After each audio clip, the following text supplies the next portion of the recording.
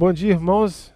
Nós vamos continuar os estudos da revista Conexões. Hoje a gente vai falar sobre firmes em meio às tribulações, capítulo 16, parte A, 2 Timóteo.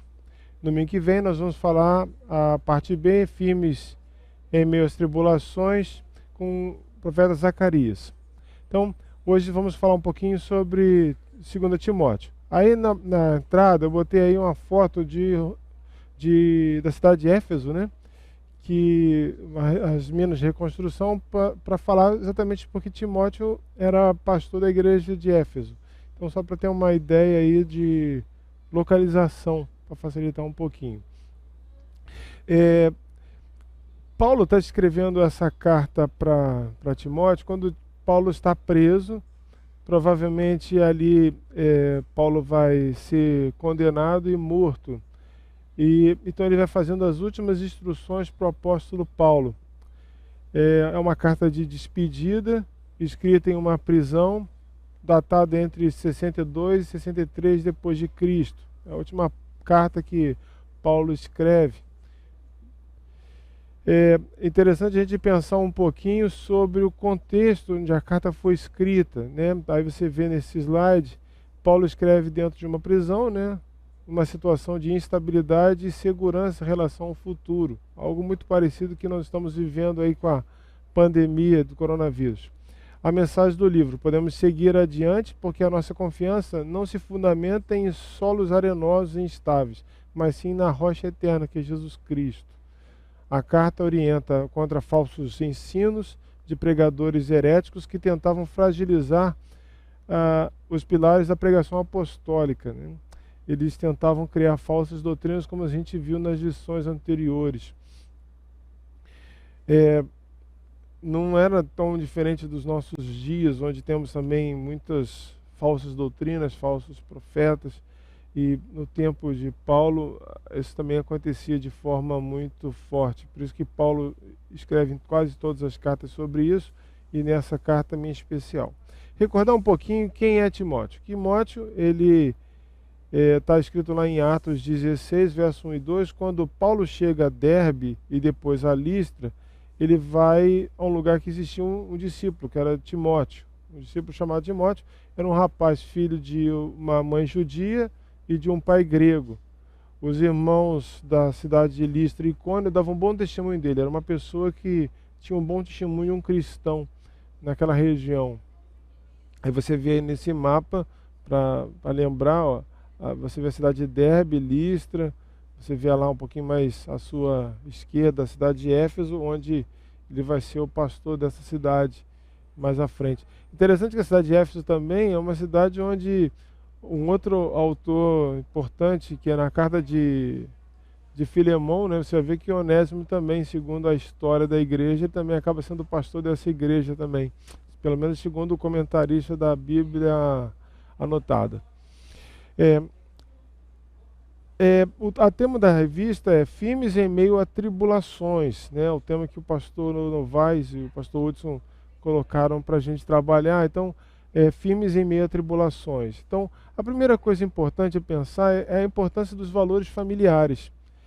No capítulo 1, verso 5, vai dizer assim, ó: recordo-me da sua fé não fingida, que primeiro habitou em sua avó Lóide e na sua mãe Eunice. Então, você vê que há um elo familiar, né, de valores que são muito importantes na vida de Timóteo.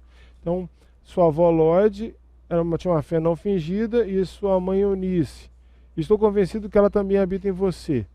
No verso 6, por essa razão, torna-me a lembrar-lhe que mantenha viva a chama do dom de Deus que está em você, mediante a imposição das minhas mãos. Pois Deus não nos deu um espírito de covardia, mas de poder, de amor e de equilíbrio. Outras versões, de autocontrole. Timóteo estava angustiado, estava vivendo um momento muito de estresse, de ansiedade, e Paulo vai falar para ele exatamente essa situação. Olha, mantenha viva a chama do dom de Deus que está em você. Mesmo as coisas parecendo tão difíceis, mantenha viva essa chama do dom. a gente está vivendo hoje, nesse momento aí de pandemia, isso é para mim e para você. Mantenha viva a chama do dom de Deus que está em você, né? Deus não nos deu um espírito de covardia, mas um espírito de poder, de amor e de equilíbrio. Paulo estava preocupado se de Timóteo ia desistir de manter o projeto, de cuidar daqueles irmãos ali em Éfeso. Então ele vai falar, olha, não tenha espírito de covardia, seja homem de poder, de amor e de autocontrole. O pastor Peterson, que escreve a Bíblia de Estudos a Mensagem, ele faz um comentário muito interessante sobre essa visão que Paulo está querendo motivar Timóteo a manter-se encorajado nessa missão tão difícil e num momento tão difícil para todos aqueles cristãos, né? Ele fala que uma vez ele saiu com a esposa para fazer uma trilha. E durante a caminhada da trilha, todo mundo estava meio animado, mas a esposa do pastor Peterson, ela estava já desanimada e ela estava a ponto de desistir. E o líder daquele grupo, né, chegou para ela e falou assim, a partir de agora você vai ser a líder. Então você vai levar o povo até a gente chegar ao topo da montanha.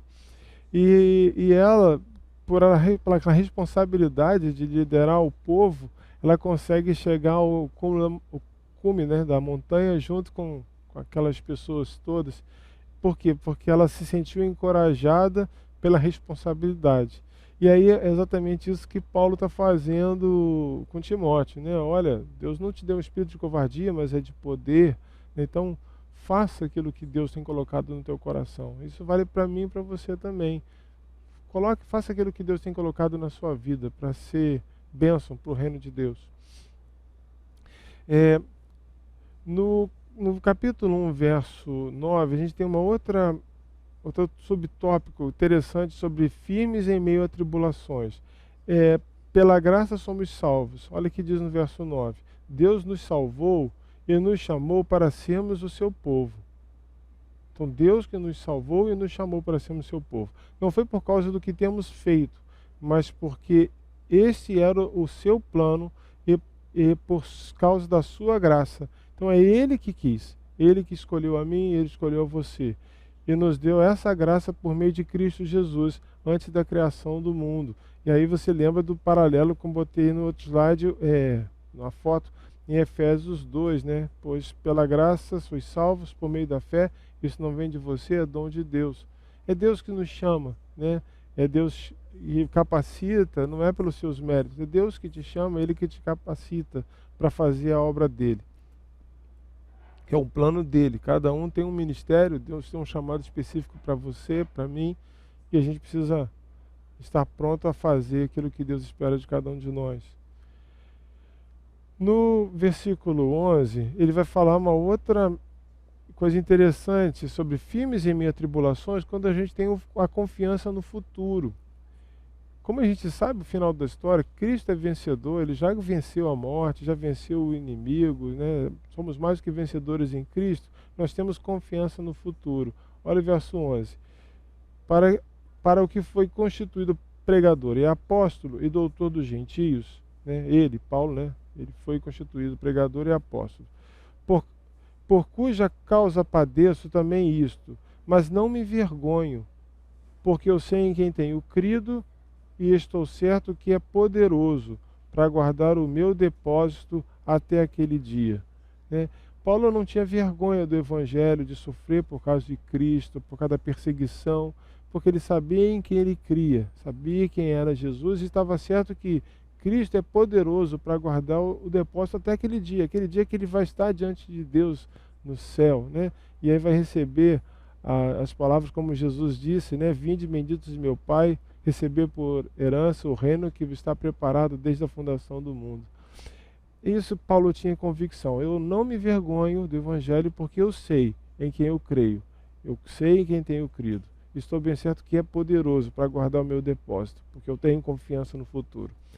E aí, verso 13, ele vai falar, conserva o modelo das sãs palavras que de mim tens ouvido, e na fé e no amor que é em Cristo Jesus. Guarda o bom depósito pelo Espírito Santo. Então, tenha convicção, grava e conserva aquilo que você aprendeu na palavra de Deus, que aprendeu na mensagem ensinada pelo pastor, as pessoas que te discipularam. E tem um outro texto que vai falar isso aqui, que eu botei na foto, que é o Romanos 1,16, que fala, ó, porque não me envergonho do Evangelho, porque é o poder de Deus para a salvação de todo aquele que crê. Né? É uma convicção. Então essa convicção do Evangelho faz com que eu sei em quem eu tenho confiança no futuro, e por isso eu posso estar firme em meio às tribulações. No capítulo 2, ele vai falar sobre firmes em meio a tribulações, mas como um bom soldado de Cristo. No verso 11, ele vai falar assim, ó, palavra fiel é esta, que se morremos com ele, também com ele viveremos. Se sofremos, também com ele reinaremos. Mas se o negarmos, ele também nos negará. Lembra quando Jesus fala também, né? Aquele que me confessar diante dos homens, eu confessarei diante do meu Pai que está no céu. Aquele que me negar diante dos homens, eu também o negarei diante do meu Pai que está no céu. Mas ele fala no verso 13, e se formos infiéis, ele vai continuar sendo fiel, porque Deus é fiel. Ele não pode negar-se a si mesmo. Você pode até ser infiel, mas Deus continua sendo fiel, porque Ele é Deus, Ele é perfeito. Traze estas coisas à memória, ordenando-lhes diante do Senhor que não tenha contendas de palavras que para nada aproveitam e são para a perversão dos ouvintes. Então, traz as coisas à memória. Aí ele vai falar no verso 15, ó, procura apresentar-te a Deus aprovado. Como é que eu posso ser um obreiro aprovado? Como obreiro que não tem do que se envergonhar, que maneja bem a palavra da verdade, que sabe o que está escrito na palavra, porque conhece, porque estuda, e não só conhece, estuda, mas pratica. Então, por isso que é um obreiro aprovado. Não basta ser só conhecimento, mas lembra que conhecimento e sabedoria é a mesma coisa. Precisamos o quê? Estar aprovados. Aprovado é o quê? Eu conheço e pratico. Então, procura apresentar-te a Deus como um obreiro que não tem de que se envergonhar. A sua vida não tem nada que se envergonhar. Você tem uma vida que anda de acordo com a vontade de Deus, de acordo com a palavra de Deus, que maneja bem a palavra da verdade, tanto na teoria quanto na prática. No capítulo 3, ele vai falar que a importância dos valores que lhe foram ensinados, né? Firme em meio a tribulações, com a importância dos valores que foram ensinados. Olha o que ele diz no verso 14. Tu, porém, permanece naquilo que aprendeste. Aprendeu como? Estudando a palavra, sendo discipulado por alguém que tinha fundamento, no caso de Timóteo, a avó, a mãe, o próprio apóstolo Paulo, que ensinaram ele o caminho certo do Senhor. Tu, porém, permanece naquilo que aprendeste e que fostes inteirado, sabendo de quem o tens aprendido. Cuidado sempre com os falsos profetas. E que desde a tua meninice sabes as sagradas escrituras. Por quê? Estuda a palavra de Deus. Lembra lá quando acho que foi Josué que fala, né, você deve instruir os seus filhos o tempo inteiro a palavra de Deus, quer andando, quer deitado, em todo o tempo, ensinando a Escritura para que aquilo fique gravado na mente dos filhos. É isso que ele está dizendo, ó, que Timóteo ele aprendeu desde a meninice as palavras da Escritura, através da sua avó, através da sua mãe. Então, por isso que é importante o culto doméstico, você ensinar os seus filhos, conversar com eles sobre a palavra de Deus. Então, desde a sua meninice, sabes as sagradas Escrituras, e que podem fazer-te sábio para a salvação, pela fé que é em Cristo Jesus. Toda a Escritura, não é uma parte da Escritura, mas toda ela é divinamente inspirada por Deus, né? E proveitosa para ensinar, para redarguir, para corrigir, para instruir em justiça, para que o homem de Deus seja perfeito e perfeitamente instruído para toda boa obra. Então, como é que eu posso ser um homem perfeitamente instruído e perfeito no meu viver para a obra de Deus? Quando eu tenho toda a Escritura gravada no meu coração. Você lembra do outro texto que fala, né? A boca fala o que o coração está cheio. Se o seu coração estiver cheio da palavra de Deus, você vai falar só aquilo que Deus quer de você.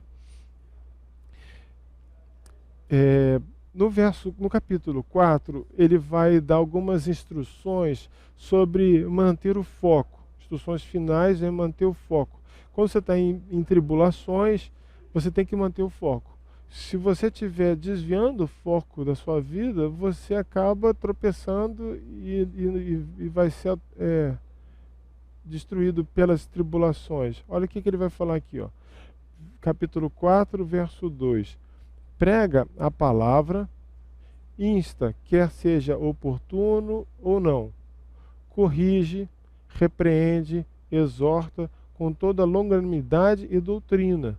Então você tem que usar o que para você corrigir? Tem que ser a palavra de Deus. Ó. Prega a palavra o tempo inteiro. Né?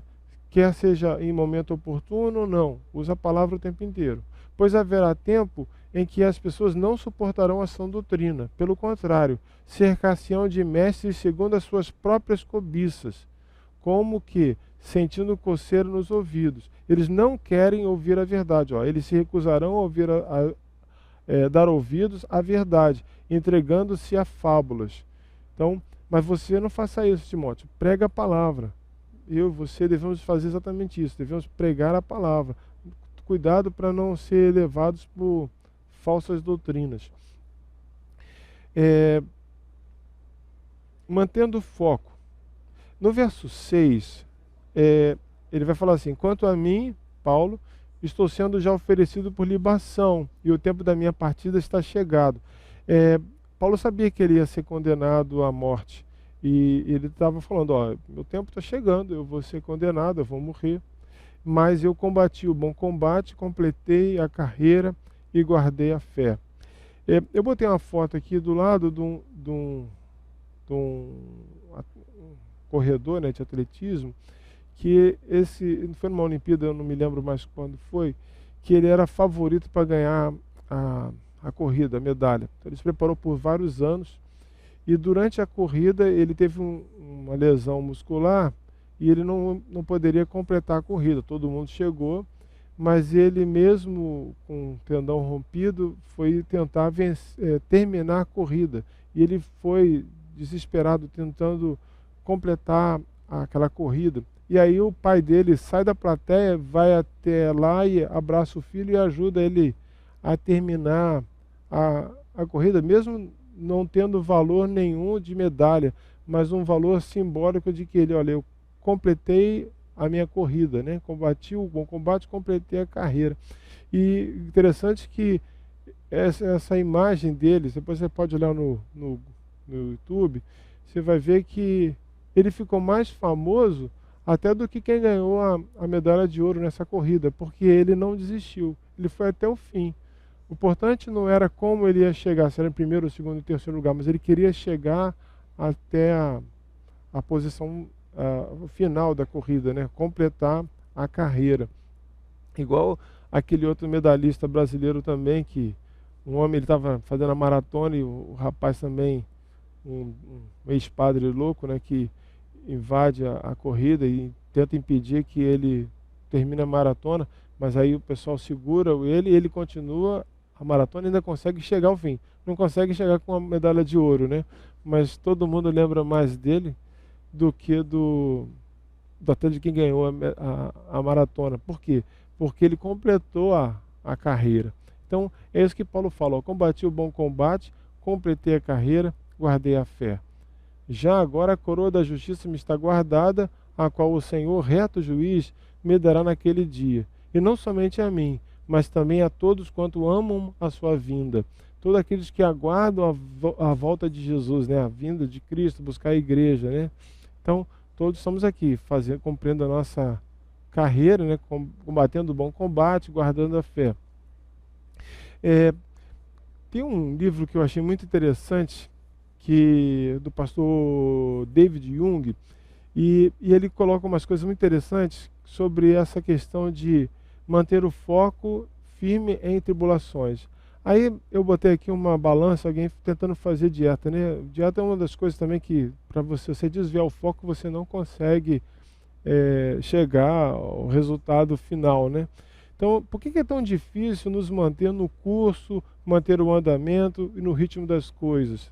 É porque tanta coisa vem para atrapalhar os nossos projetos, né? Por que é tão difícil terminar o que começamos com o mesmo foco e motivação? Por exemplo, a dieta geralmente começa na segunda, mas para chegar até sexta é tão difícil, fica tão complicado, né? Por que é tão difícil terminar o que começamos com o mesmo foco e motivação? Por que é difícil cumprir as promessas que a gente faz dia 31 de dezembro? Né? A gente está chegando agora 31 de dezembro de novo, a gente faz várias promessas, né? Ler a Bíblia toda naquele ano, acertar algumas coisas que não estavam fazendo direito, e assim vai. Mas é tão difícil cumprir. No início é fácil, mas vai passando o tempo e a gente acaba desviando ou perdendo o foco em meio às tribulações. Então, precisamos manter o foco. O pastor David Jung, ele vai escrever nesse livro A Vida e Carreira, um livro muito interessante. Quem não leu, acho que sugiro ler. É um livro que eu achei, ele é fantástico, mas alguns tópicos pequenos dele eu vou colocar aqui que eu achei que seria muito bom para nós, pensando nessa ideia de, combati o bom combate, completei a carreira, guardei a fé, porque mantive o foco. Temos que tomar decisão hoje. A melhor época de plantar uma árvore foi há 20 anos, isso era um ditado antigo, né? Mas a segunda melhor época é agora. Então, se você não conseguiu fazer aquilo antes, começa hoje. Hoje você começa, não deixa para amanhã não deixa para janeiro, vamos começar hoje. Então, tem que plantar uma árvore. O ideal era que fosse há 20 anos atrás, porque já teria está grande, né? Mas se não, vamos começar hoje. Hoje você faça isso, né? Aquelas coisas que você não conseguiu fazer antes, começa hoje. Mantenha o foco a partir de agora. Outra coisa que ele coloca muito interessante é o seguinte, terminar bem não é uma consideração futura, é uma obsessão do presente. Então, Paulo tinha essa obsessão, né? Combati o bom combate, completei a carreira e guardei a fé. Se você olhar lá em 1 Timóteo, ele vai falar para Timóteo, combata o bom combate, guarde a carreira. E aqui ele vai falar, eu fiz isso, eu combati o bom combate, completei a carreira e guardei a fé. Se você lembrar do texto que ele vai falar, né? Uma coisa eu faço, prossigo para as coisas que estão diante de mim, né? Eu lhe mantenho o foco em busca do prêmio da soberana vocação em Cristo Jesus. É uma visão de foco. Não se desvia para lá, nem para cá, nem para a direita, nem para a esquerda. Então, eu terminar bem tem que ser uma obsessão. Eu tenho que saber terminar, cumprir a minha carreira. Assim como o apóstolo Paulo completou a carreira e guardou a fé, isso tem que ser um objetivo nosso. Um outro interessante é que ele fala sobre o alpinista, né? Ele fala que fez uma entrevista com um alpinista e o alpinista experimentado falou o seguinte, alcançar o topo de uma montanha é opcional. Agora, descer com segurança é obrigatório. Então, você pode até não chegar ao topo da montanha, mas você tem que saber ter segurança de conseguir voltar, né? Então, alcançar o topo é opcional, mas descer em segurança é obrigatório. A atenção na descida tem que ser igual ou superior que na subida. A maneira como terminamos é tudo o que importa no fim. E aí você lembra de Paulo de novo, né? Combati o bom combate, completei a carreira e guardei a fé. Por quê? Eu tenho que estar focado o tempo inteiro. Porque para eu conseguir viver uma vida firme em meio às provações, eu tenho que estar focado em Jesus Cristo. E aí você vai ver no capítulo 4, verso 18, quando a pessoa tem o foco em Jesus, olha lá, o Senhor me livrará também de toda obra maligna e me levará salvo para o seu reino celestial. A Ele, glória pelos séculos dos séculos. Amém. Meu foco tem que ser Jesus. Meu foco tem que ser o céu. Esperando, porque eu sei o final da história, que Jesus me levará salvo para o seu reino celestial. Jesus quer te levar a salvo para o reino celestial. Então, que Deus te abençoe. Se você ainda não tem essa certeza, peça a Deus hoje que Jesus habite no seu coração e creia que Jesus pode fazer infinitamente mais do que você pensa ou deseja. Ele pode te levar a ter a certeza da vida eterna através de Cristo Jesus nosso Senhor. no próximo domingo, nós vamos estudar Firmes em Meio a Tribulações, a parte 2, onde a gente vai ver pelo foco do profeta Zacarias. E que Deus abençoe e uma semana de bênção para cada um de nós. Amém.